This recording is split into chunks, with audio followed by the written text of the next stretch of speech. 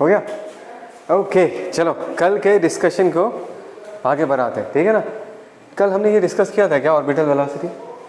नहीं किया था ना, लेकिन हमने रेडियस का फॉर्मूला निकाला था।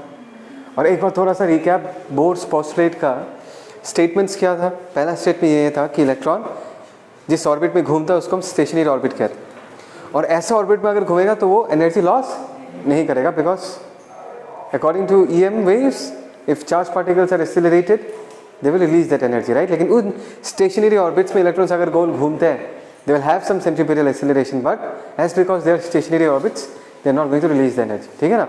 सेकेंडली क्या बोला? सेकेंडली ये बोला कि जो एंगुलर मोमेंटम होगा इलेक्ट्रॉन का that will always be an integral multiple of h/2π, right. या mvr is equal to nh/2π बोल सकते हो, where n is the principal quantum number, ठीक है ना। Okay so if you remember हमने क्या किया था, हमने ये कहा था कि न्यूक्लियस एंड इलेक्ट्रॉन के बीच there is an electrostatic force of attraction, याद है ना। और वही जो अट्रैक्शन है वही सेंट्रीपिटल फोर्स प्रोवाइड करता है, करेक्ट। उसी रिलेशन को यूज़ करके mv²/r is equal to k q1 × q2/r², एक तो ये रिलेशन था। सेकेंड रिलेशन क्या था? mvr equal to nh/2π। उन दोनों रिलेशंस को यूज़ करके हमने रेडियस का फॉर्मूला निकाला था, याद है ना। मैंने कहा था कि रेडियस n²/z पे डिपेंडेंट है, बिकॉज बाकी जितने सारे टर्म्स तुमको इस एक्सप्रेशन में दिख रहे हैं सारे के सारे क्या है? कॉन्स्टेंट्स हैं। वैल्यूज पुट करने के बाद वैल्यू कितना आया था? 0.529 × n²/z, ठीक है। आज बारी है ऑर्बिटल वेलोसिटी निकालने का। तो ये बहुत ही आसान है, mvr equal to nh/2π, where v is what? v is the velocity of that electron which is moving in that nth orbit, correct. तो यहाँ पर v का वैल्यू हम ये लिख सकते हैं, ध्यान से देखना, this nh/2π m × r। r की जगह अगर हम ये पुट कर दें दिस n² h², ऊपर क्या आ जाएगा? दैट इज kze² × 4π²m, ये आ गया। अच्छा ठीक है, so this n² gets cancelled. अच्छा यहाँ पर m गेट्स कैंसल्ड, π² चला गया, this is 2 2 = 4, anything else h² चला जाएगा। तो ऊपर क्या बचा देखो, kze², देखते जाओ kze², और यहाँ पर बचा 2π, नीचे क्या बचा? That is nh। Is that clear? तो अभी अगर एटम बदल जाएगा या सिंगल एटम में अलग अलग ऑर्बिट में अलग अलग वेलोसिटी होगा, तो उसी एटम में अगर अलग अलग ऑर्बिट के बारे में हम बात करेंगे तो n का वैल्यू जो है वो बदल जाएगा, right. So n is case dependent. Similarly अगर हम एटम ही बदल दे तो z का वैल्यू भी क्या हो जाएगा? चेंज हो जाएगा। बाकी देखो k कांस्टेंट है, e² कांस्टेंट है, 2πh सारे के सारे क्या है? कांस्टेंट्स। Is that clear? तो यहाँ पर अगर मैं वैल्यूज पुट कर दूँ तो मुझे क्या मिलेगा? ध्यान से देखना, दैट इज 2.2 × 10⁶ इंटू बचा क्या रहेगा? z/n m/s। बात समझ में आया? सारी कॉन्स्टेंट्स में अगर मैं वैल्यूज पुट कर दूँ, सिंप्लीफाई करूँ, तो हमको फाइनली ये मिलेगा, that is 2.2 × 10⁶ into z/n m/s, right. इसमें से सबसे इंपॉर्टेंट चीज़ तुमको क्या याद रखना है प्रॉब्लम सॉल्विंग के लिए? कभी कभी एक्चुअल फॉर्मूला याद ना भी हो, अगर तुमको सिर्फ ये याद रह जाए कि वेलोसिटी किस पे डिपेंडेंट है, जैसे कि इस केस में किस पे डिपेंडेंट है? z/n पे, तो तभी भी काम बन जाता है। कभी ऐसा बोल देगा कि पहले वाले का इतना वेलोसिटी है, राइट, दूसरे वाले का z का वैल्यू ऐसा है, n का वैल्यू ऐसा, तो उसका वेलोसिटी क्या होगा? तो तुम डिवाइड करोगे तो सारे कॉन्स्टेंट्स क्या हो जाता है? कैंसल आउट हो जाता है। तो ये v का डिपेंडेंसी z/n पे जो है वो बहुत ज़रूरी है। हाँ, पूरा फॉर्मूला तो याद रखना ही है, कभी बाई चांस अगर भूल जाओ एटलीस्ट z/n का डिपेंडेंसी याद तुमको रखना पड़ेगा, है ना। ओके, तो ये हो गया, बहुत ही सिंपल था। हमने वेलोसिटी निकाल लिया, और हमने लास्ट डिस्कशन में ये भी डिस्कस किया था कि एक इलेक्ट्रॉन अगर ऑर्बिट में गोल घूमता है तो एक तो वो न्यूक्लियस के पॉजिटिव चार्ज के साथ इंटरैक्ट करता है, करेक्ट। तो क्या बनेगा? पोटेंशियल एनर्जी बनेगा, जिसका साइन नेगेटिव में आएगा, बिकॉज न्यूक्लियस में पॉजिटिव चार्ज है, इलेक्ट्रॉन का नेगेटिव चार्ज है। This interaction will give rise to negative potential energy, right?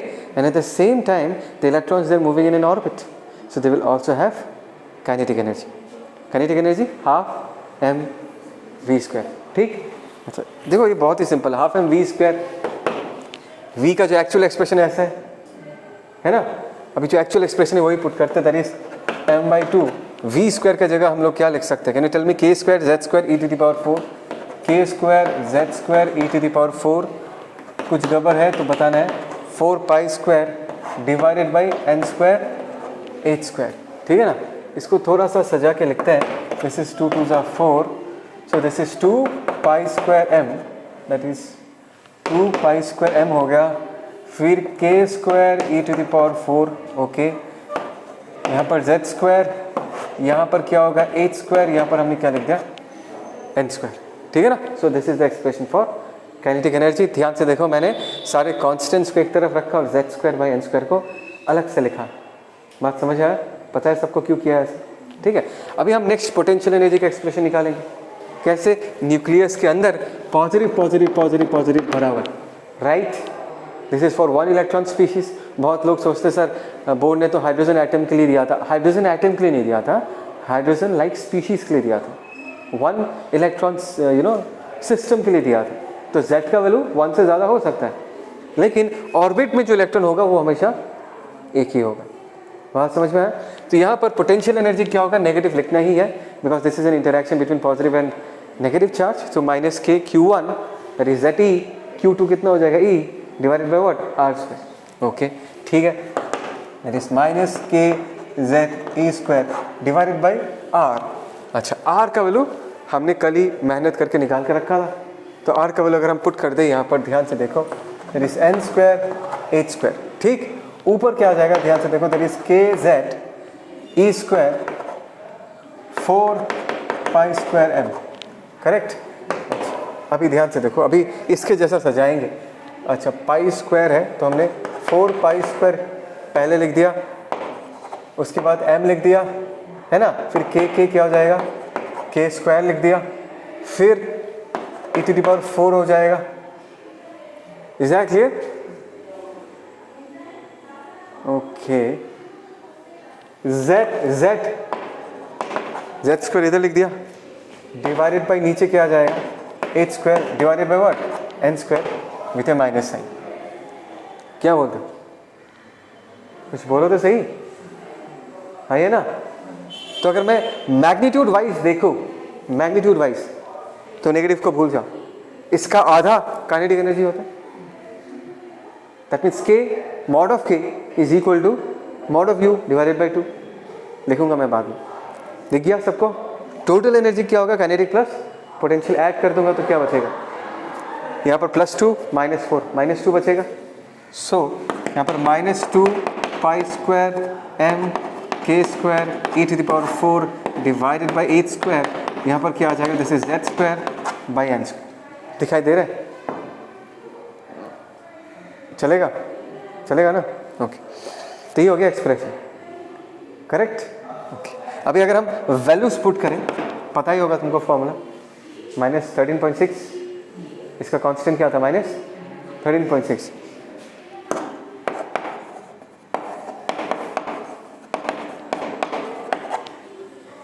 कोई डाउट बोलो?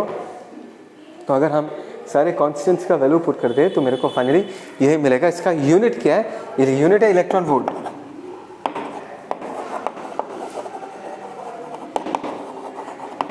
बात को समझो, वोल्ट क्या होता है? जूल्स पर कूलम, और उसको तुमने इलेक्ट्रॉन के साथ मल्टीप्लाई किया, तो इलेक्ट्रॉन का कूलम और जूल्स पर कूलम का coulomb they will cancel out, बचेगा सिर्फ, बोलो रे, जूल्स बचेगा। सो this is the unit of energy. बात समझ में आया? Is that clear? कोई डाउट? जब जूल्स में कन्वर्ट करना है तो ई का वैल्यू पुट कर देना, 1.6 × 10⁻⁻19 कूलम। जब भी वोल्ट दिया हुआ है, 2 वोल्ट दिया हुआ है, तो क्या लिखोगे? 2 joules per coulomb, coulomb cancel out हो जाएगा, तो तुमको जूल्स में आंसर पता चल जाएगा, राइट? सो फाइनली तुमको क्या याद रखना है? -13.6 × z² बाई n स्क्वायर। और अभी अगर मैं kinetic energy, potential energy, total energy के बीच, टोटल एनर्जी को चलो मैं ई से रिप्रेजेंट करता हूँ, रिलेशन निकालना चाहो तो ध्यान से देखो, मैग्नीट्यूड वाइज के का वैल्यू एंड ई का value, that is total energy क्या है? सेम। अरे बोलो ना, है ना? इधर भी 2, इधर भी 2, तो मॉड ऑफ के is equal to mod of E, है ना? क्या हुआ? हाँ, mod of k is equal to mod of u, mod of e that is equal to u का अगर रिलेशन लिखना चाहूँ, ये जो क्वांटिटी है इसका क्या आधा है, तो हम यहाँ पर क्या लिख देंगे, mod of u by 2। ये बहुत ही इंपॉर्टेंट रिलेशन है। अगर तुमको टोटल कभी कभी क्वेश्चन में पूछ देता है, टोटल एनर्जी निकाला तुमने, पूछ देगा काइनेटिक एनर्जी कितना बताओ, ये पूछ देगा, या पूछेगा पोटेंशियल एनर्जी क्या है, तो तुमको इतना मेहनत करने की ज़रूरत नहीं है, तुम टोटल एनर्जी निकाल लो। काइनेटिक एनर्जी कभी भी नेगेटिव नहीं हो सकता, तो जितना टोटल एनर्जी निकला। अच्छा एक बात बता देता हूँ, देखो आंसर में माइनस आया, माइनस 13.6 है। कैन यू टेल मी इस माइनस का सिग्निफिकेंस क्या है? टोटल एनर्जी नेगेटिव आया, what does it mean? Just imagine. हाँ, नेगेटिव होगा, I agree with that, but इसका प्रॉपर फिलोसफी अगर तुमको सुनना है कि एक्चुअली क्यों है, तुम जस्ट सोचो कि ऐसे इमेजिन करो कि इस एटम को बनाया गया है, करेक्ट? बनने के पहले ये सारे कंपोनेंट्स कहाँ पर थे? इन्फिनिटी में थे, इलेक्ट्रॉन्स इन्फिनिटी में थे, प्रोटॉन्स इन्फिनिटी में थे, न्यूट्रॉन्स इन्फिनिटी में थे। फिर जस्ट इमेजिन करो ऐसा, तब उन सब का एनर्जी कितना था? ज़ीरो था। उसके बाद तुम सबको जब पास लाके एटम बनाया, तो एटम का एनर्जी क्या आया? नेगेटिव आया।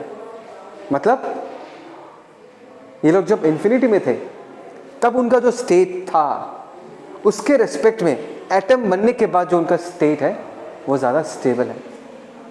तो जब लोग इन्फिनिटी में थे तब उनका एनर्जी कितना था? ज़ीरो था। अभी उनका एनर्जी कितना है? Something negative.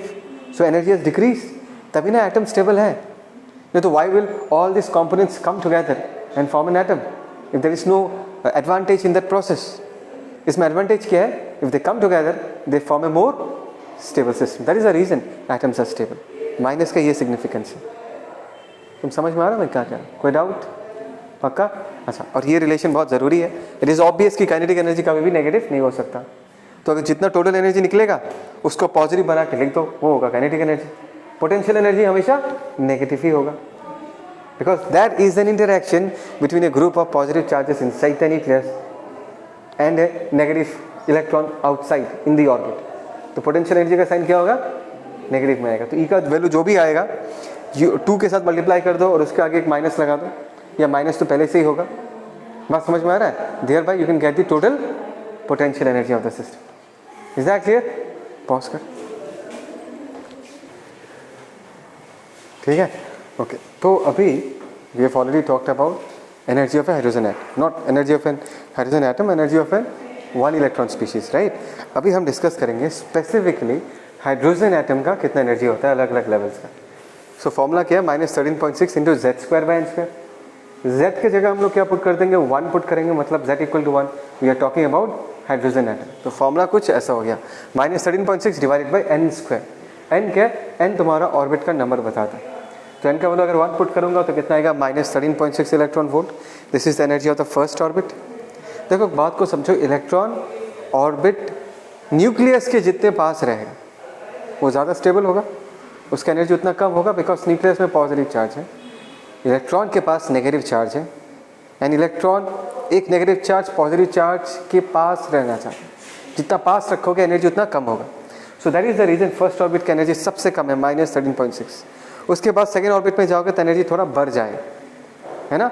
और एन का वैल्यू अगर हम 2 पुट करते हैं तो कितना आएगा? -3.4 इलेक्ट्रॉन वोल्ट।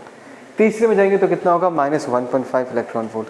तो तुम थोड़ा ट्रेंड को देखो, ट्रेंड को अगर ध्यान से देखोगे तुमको ये रियलाइज होगा कि as we are moving up energy is increasing from -13.6 to -3.4 to -1.5, and as we keep on moving up, what will happen to the energy? It will increase. And if you are talking about an orbit which is located at infinity, बहुत दूर, that means n का value हम क्या put करेंगे? Infinity put करेंगे, right? तो energy का value कितना आ जाएगा? 0 आ जाएगा। सो द मैक्सिमम एनर्जी, मतलब बेसिकली एन का वैल्यू इन्फिनिटी का मतलब क्या है?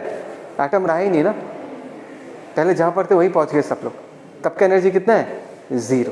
फिर सबको एक साथ एक्युमुलेट करके जब एटम बनाओगे, एक हाइड्रोजन एटम बनाओगे, इलेक्ट्रॉन को अगर फर्स्ट ऑर्बिट में रखोगे तो सिस्टम का एनर्जी कितना होगा? -13.6, राइट? तो इन्फिनिटी जाते जाते एनर्जी 0 हो जाएगी। सेकेंडली ये बात याद रखना, न्यूक्लियस के जितने पास रहोगे, इलेक्ट्रॉन जितना पास रहेगा एनर्जी उतना ही कम होगा, उतना ही नेगेटिव होगा, ठीक है। ओके, अभी सेकंड जो है this is called as the energy level diagram. ये जो लाइंस हमने बनाई ये एनर्जी लेवल को रिप्रेजेंट करता है, और दो लाइंस के बीच का जो गैप है वो एनर्जी गैप को रिप्रेजेंट करता है। बात समझ में आया? सो दिस इज -13.6, नेक्स्ट वाले का -3.4, नेक्स्ट वाले का -1.5। तो अगर तुम first and second energy levels के बीच के वैल्यू को देखो वो कितना होगा, 10.2 इलेक्ट्रॉन वोल्ट। बात समझ में आया? सिमिलरली अभी अगर तुम सेकंड एंड थर्ड के बीच के एनर्जी गैप को देखोगे तो वो कितना आएगा, 1.9 electron volt. So what can I say about the energy gap between two consecutive corresponding orbits as we move up? Did you get my question? कि दो consecutive orbits के बीच का जो energy gap है as we move up वो क्या होगा? It will decrease, right? Because पहले वाला gap कितना था, 10.2, उसके बाद 1.9, उसके बाद क्या होगा, और decrease हो जाएगा। और ये दो लाइंस के बीच का जो spacing है वो energy gap ही represent करता है, which means as we move up, the gapping between two consecutive lines will keep on decreasing. That is the reason इन दोनों के बीच ये जो दो horizontal line तुमको दिख रहा है, इनके बीच का जो spacing है वो सबसे ज़्यादा है। And as we move up, spacing थोड़ा decrease होगा और decrease होगा और decrease होगा और decrease होगा। बात समझ में आया? Finally जब infinity पहुंच जाओगे उस जगह का energy कितना हो जाएगा, 0 हो जाएगा। Did you get this point? Lines represent the energy level. The gap between the lines represent the energy gap between the orbits. And we know that as we move up, the energy gap between the orbits will keep on decreasing, right? मतलब infinity में orbits को overlap होना पड़ेगा तभी। देखो n tends to 0 n tends to infinity होगा, मतलब ये hypothetical है भाई, मतलब infinity पहुंच जाओगे तो एटम के बारे में तो बात कर ही नहीं रहे हैं, बस ये तो हमने theoretically explain कर दिया कि चलो infinity तक होगा तो क्या होगा। Tending to infinity, equal to infinity तो हम कभी कह ही नहीं सकते, मतलब very very close, मतलब you cannot imagine that कितना close, infinitesimally close. Is that clear? तो ये हो गया, okay fine. And okay, now we'll return back to a story जो हमने बहुत पहले भी डिस्कस किया था। ये डिस्कस किया था, if we discussed कि अगर हम किसी एटम को एनर्जी देते हैं तो एटम उस एनर्जी को एब्जॉर्व करता है, लेकिन एटम सिर्फ पैकेट्स ऑफ एनर्जी को एब्जॉर्व करता है, which are called as photons, right? पहले भी बताया था आई थिंक, राइट? ट्रांजिशन दो टाइप्स के होते हैं, lower orbits to higher orbits by absorbing photon, और by higher orbits to lower orbits by emitting photons. बात समझ में आया? Now we are basically feeding the atom with photons, हम खिला रहे हैं। तो कंडीशन कैसा है, एक सिचुएशन मैंने लिया है, if a photon supplies an energy e to an atom, e is the energy which is supply to an atom. एक एटम है, उसको मैंने e amount of energy photon के थ्रू दिया। Now the topic of discussion now is that क्या वो photon atom absorb करेगा या नहीं, that is the topic of discussion. तो फर्स्ट केस हमने क्या लिया है कि जो फोटोन है उसके पास एनर्जी कितना है, 10.2 इलेक्ट्रॉन वोल्ट। हाइड्रोजन एटम के बारे में बात कर रहा हूँ, ठीक है ना? तो जो फोटोन है उसके पास एनर्जी जो है that is less than 10.2 electron volt. अगर मैं ऐसा फोटोन हाइड्रोजन एटम को खिलाना चाहूँ, क्या वो हाइड्रोजन एटम खाएगा उस फोटोन को? क्यों नहीं खाएगा?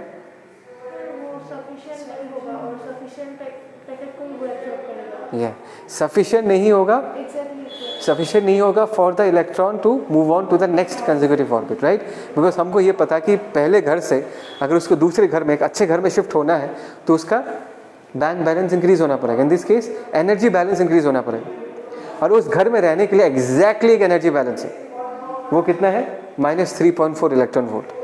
अभी कोई इलेक्ट्रॉन अगर फर्स्ट ऑर्बिट में है, उसका एनर्जी बैलेंस में कितना एनर्जी है, -13.6। तो अगर उसको एक बेटर घर में जाना है, उसके एनर्जी बैलेंस को कितना इंक्रीज होना पड़ेगा, 10.2 इलेक्ट्रॉन वोल्ट से इंक्रीज होना पड़ेगा, राइट? अगर कोई फोटोन उसको उतना एनर्जी दे नहीं पाता तो वो उसको एब्जॉर्ब नहीं करेगा, जाने देगा। तो even though I try to feed the atom with that photon which has energy less than 10.2 electron volt, it will not be absorbed by the electron, because absorb करके करेगा क्या, वो कहाँ जाएगा?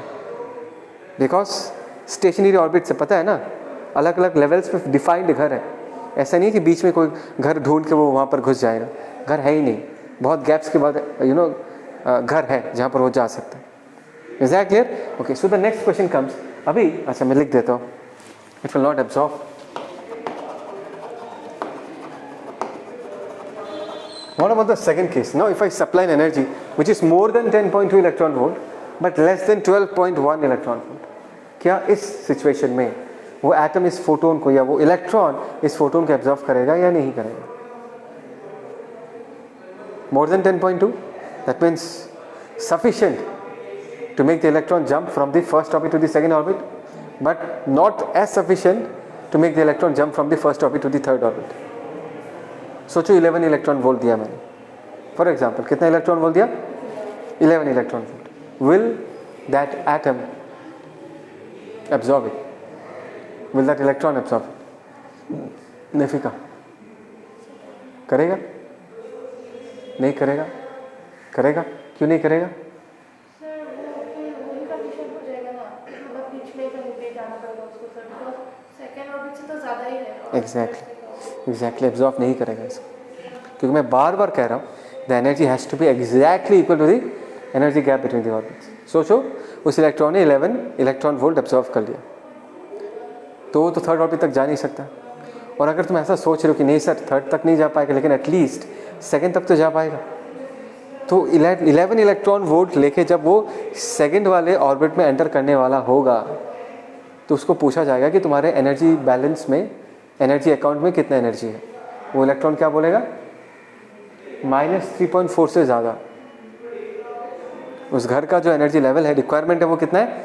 -3.4 इलेक्ट्रॉन वोल्ट. बट तुमने absorb कितना कर लिया? 10 अगर 10.2 एब्जॉर्व करते तो उस घर पे कितना एनर्जी होता? -3.4.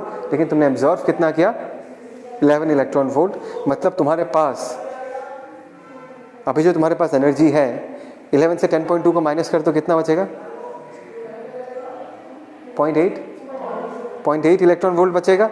तो तुम जब उस घर पे पहुंचोगे 10.2 तो तुमने खर्चा कर दिया जंप करने के लिए, लेकिन 0.8 एक्स्ट्रा है ना तुम्हारे पास. बात समझ में आ रहा है मैं क्या कह रहा हूँ? तो वो एक्स्ट्रा एनर्जी तुम्हारे पास नहीं हो सकता. यही रूल्स है. अगर तुमको दूसरे घर में रहना है तुम्हारा एनर्जी एग्जैक्टली क्या होना पड़ेगा? -3.4 इलेक्ट्रॉन वोल्ट. तो अगर तुमने 11 इलेक्ट्रॉन वोल्ट एब्जॉर्व कर लिया तो सेकेंड ऑर्बिट में जब पहुंचोगे तुम्हारा एनर्जी -3.4 नहीं होगा, उससे ज़्यादा होगा. So you are not allowed to enter that घर. Is that clear? बात समझ में आया? सो इस केस में भी वो एब्जॉर्व नहीं करेगा. नफिका समझ में आया? पक्का? किस केस में करेगा? Either the energy is equal to what? 10.2 electron volt or it is equal to what? 12.1 electron volt. Definitely करेगा. ये absorb करेगा तो so in this case the electron will jump from n equal to 1 to n equal to 2. Exact energy है. और second case में अगर इतना absorb कर लेगा it will jump from n equal to 1 to n equal to 3. तो definitely absorb करेगा. बात समझ में आया? Okay, fine. What about the last case? If the energy is equal to 14 electron volt, क्या वो absorb करेगा?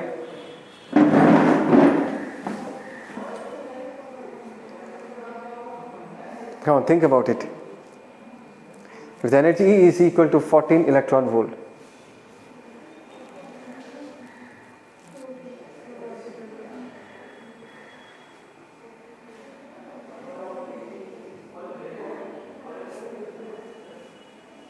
बोलो बोलो बाद में. ओके, क्या मतलब कुछ करने की ज़रूरत नहीं है इसमें, इतना मेहनत करने की ज़रूरत नहीं. ध्यान से देखो, फर्स्ट ऑर्बिट का एनर्जी कितना है? -13.6. nth ऑर्बिट का एनर्जी कितना है? 0. सॉरी, नॉट nth, इन्फिनिटी वाले में ऑर्बिट का एनर्जी कितना है? 0. मतलब इलेक्ट्रॉन को अगर इन्फिनिटी जाना है तो कितना एनर्जी होगा? 0. तो फर्स्ट ऑर्बिट से अगर इन्फिनिटी तक मतलब एटम से बाहर चले जाना है उसको कितना एनर्जी चाहिए होगा और extra? Minimum +13.6. Come on, try to understand. First orbit का अगर -13.6 है और उसको n इक्वल टू इन्फिनिटी तक पहुंचना है तो उसको कितना चाहिए होगा? +13.6 चाहिए होगा, बिकॉज इन्फिनिटी में एनर्जी कितना है? 0. और हमने दिया उसको कितना? 14 इलेक्ट्रॉन वोल्ट. क्या वो एब्जॉर्व करेगा? एब्जॉर्व करेगा. And that is called as ionisation.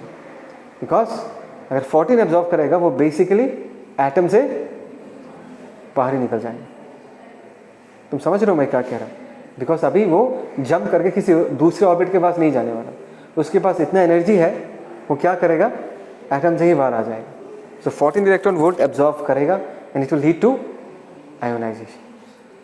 Is that clear?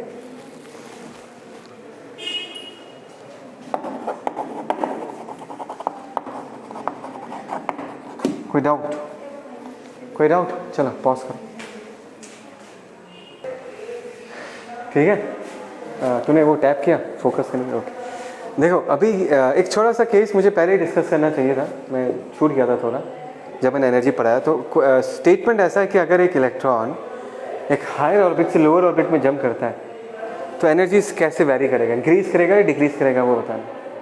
Can you tell me? Kinetic energy, potential energy और total energy of the system वो इंक्रीज करेगा, डिक्रीज करेगा, कैसे पता चलेगा? ओके, कैसे पता चला? एन का वैल्यू छोटा हो जा रहा है। एन का वैल्यू क्या हो जा रहा है? छोटा। अगर एन का वैल्यू छोटा हो जाएगा तो के का वैल्यू क्या हो जाएगा? इंक्रीज कर जाएगा, बिकॉज डिपेंडेंसी तुमको दिख रहा है, right? Kinetic energy is proportional to z² by n²। ठीक है ना? तो यहाँ पर हम कह सकते हैं कि काइनेटिक एनर्जी क्या करेगा? इंक्रीज करेगा। What can I say about potential energy? ध्यान से देखो, एन का वैल्यू छोटा हो गया मतलब बड़ा नेगेटिव हो गया, बड़ा नेगेटिव मतलब डिक्रीज हो गया, तो पोटेंशियल एनर्जी क्या कर जाएगा? डिक्रीज कर जाएगा। और ये ऑब्वियस भी है, बिकॉज न्यूक्लियस के जितने पास चला जाएगा सिस्टम का पोटेंशियल एनर्जी और घट जाएगा। टोटल एनर्जी भी यही है, नेगेटिव है। एन का वैल्यू छोटा होगा तो एज अ होल नेगेटिव जो नंबर है वो क्या हो जाएगा? बड़ा हो जाएगा। तो यहाँ पर टोटल एनर्जी भी क्या करेगा? डिक्रीज करेगा। तो इस तरीके से हम ऐसे क्वेश्चंस को कर सकते हैं। ठीक है, ओके फाइन। अभी दो टर्म्स है, excitation energy, ionisation, binding energy. Simple है, इसका जो पूरा डेफिनेशन है मैंने नोट्स में लिख के दिया है, वो देख लेना। बस अभी थोड़ा सा समझा देता हूँ। Now we all know what is excitation.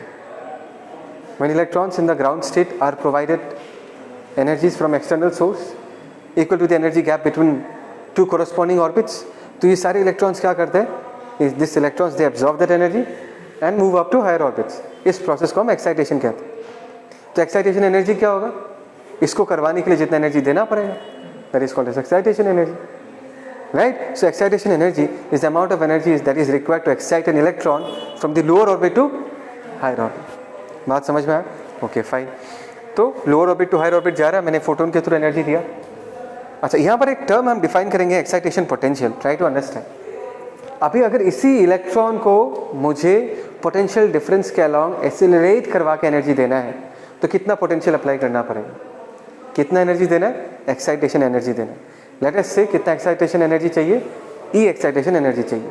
अगर इसी एनर्जी को मुझे इलेक्ट्रॉन को किसी पोटेंशियल डिफरेंस के अलॉन्ग एक्सीलरेट करके उसको प्रोवाइड करना है तो उस v का वैल्यू कितना होगा? मुझे पता है कि अगर v पोटेंशियल डिफरेंस है तो एक कोलम चार्ज का एनर्जी v अमाउंट से बढ़ता है। बहुत बार बोला ये, v जो है +1 कोलम के टर्म्स में हम बात करते हैं कि अगर एक कोलम चार्ज होता, v पोटेंशियल डिफरेंस के थ्रू मूव करता तो उसका एनर्जी कितने से बढ़ जाता? v अमाउंट से बढ़ जाता। बट हमारे कहानी में एक कोलम चार्ज तो है नहीं, हमारे कहानी में कौन है? इलेक्ट्रॉन है। तो अगर इलेक्ट्रॉन मूव करता तो उसका एनर्जी कितना बढ़ेगा? EV, and that energy should be equal to what? Excitation energy, because उसको जो वो एनर्जी मिलेगा दैट शुड बी बराबर व्हाट? Excitation energy. तो हमने क्या किया? दोनों वैल्यूज को इक्वेट कर दिया और यहाँ से v का वैल्यू निकाल दिया, एक्साइटेशन एनर्जी डिवाइडेड बाई। तो ये जो v निकला ये क्या होगा? Excitation potential. मतलब ये जो v का वैल्यू निकलेगा, इतने पोटेंशियल डिफरेंस के थ्रू अगर तुम इस इलेक्ट्रॉन को एक्सीलरेट करवा दोगे तो उसके पास कितना एनर्जी आएगा? Same as the excitation energy. Is that clear? Okay, next term comes ionisation energy and binding energy. Both of them mean the same thing. Ionisation हमको पता है कि इलेक्ट्रॉन को अपने घर से, एटम से बाहर निकाल देना। Is that clear? बात समझ में? उसको हम क्या कहते हैं? Ionisation energy. जैसे कि इफ़ आई आस्क यू कि अगर हाइड्रोजन एटम के सेकेंड ऑर्बिट में जो इलेक्ट्रॉन है उसके पास कितना एनर्जी है? -3.4 इलेक्ट्रॉन वोल्ट। उसको अगर घर से बाहर निकाल देना है तो कितना एनर्जी देना पड़ेगा? +3.4 electron volt. So that will be the ionisation energy. तो बाइंडिंग एनर्जी और एक टर्म आता है binding energy, almost they mean the same thing. Because देखो फॉर एग्जाम्पल n=2 में जो इलेक्ट्रॉन बैठा हुआ है -3.4, वो उस घर में क्यों है? बिकॉज वो स्टेबल है। बिकॉज जब वो इन्फिनिटी में था तो उसका एनर्जी कितना था? 0। जब वो n=2 में पहुंचा, इस प्रोसेस में उसने कितना एनर्जी रिलीज किया? 3.4 इलेक्ट्रॉन वोल्ट। नहीं आया समझ में? इन्फिनिटी में 0 था, अभी -3.4 है, मतलब कितना रिलीज किया उसने? 3.4 इलेक्ट्रॉन वोल्ट। मतलब जितना ज़्यादा एनर्जी रिलीज करेगा उतना ज़्यादा स्टेबल होगा। That is the reason first orbit में जो इलेक्ट्रॉन बैठा रहता है, जब वो इन्फिनिटी में था तब उसके पास एनर्जी कितना था? 0। जब वो फर्स्ट ऑर्बिट में आया उसने कितना एनर्जी रिलीज़ किया, 13.6 इलेक्ट्रॉन वोल्ट। इसी को ही हम बाइंडिंग एनर्जी कहते हैं। बाइंड मतलब पकड़ के रखना। तो एनर्जी जितना ज़्यादा होगा उतना ज़्यादा इलेक्ट्रॉन अटैच्ड होगा एटम के साथ। तो थर्ड ऑर्बिट से इलेक्ट्रॉन निकालना आसान है, लेकिन फर्स्ट ऑर्बिट से इलेक्ट्रॉन निकालना थर्ड ऑर्बिट के रेस्पेक्ट में रिलेटिवली क्या होगा, डिफिकल्ट होगा, बिकॉज उसका बाइंडिंग एनर्जी ज़्यादा है। बिकॉज उस स्टेज तक वो पहुंचने के लिए उसने ज़्यादा एनर्जी रिलीज़ किया है। तो बाइंडिंग एनर्जी बेसिकली तुमको ये बताता है कि वो इलेक्ट्रॉन कितना ज़्यादा स्टेबल है, because that is the amount of energy which is released, which is sacrificed by the electron to attain that state. समझ में आया? तो अभी मैं पूछूँ what is the binding energy of the second state of hydrogen atom, तो बोलोगे sir plus 3.4 electron volt. Ionisation energy of second state of electron volt 3.4 electron volt. Value तो एक ही है, लॉजिक थोड़ा अलग अलग है। आयनाइजेशन में मतलब इलेक्ट्रॉन को हम सेकंड से 0 तक पहुंचाने वाले, तो कितना चाहिए 3.4। बाइंडिंग मतलब वही 0 से अगर n=2 में वो इलेक्ट्रॉन रिटर्न आता है तो इस प्रोसेस में वो कितना एनर्जी छोड़ेगा, वही उसका बाइंडिंग एनर्जी है। Simple, okay. तो यहाँ पर भी अगर हम आयनाइजेशन पोटेंशियल डिफाइन करेंगे तो क्या होगा, ionisation energy divided by what, e. Same like this, मतलब इस पोटेंशियल के थ्रू अगर मैं इस इलेक्ट्रॉन को एक्सीलरेट करवाता हूँ तो उसके पास आयनाइजेशन एनर्जी जैसा एनर्जी आ जाएगा। कोई डाउट? पक्का?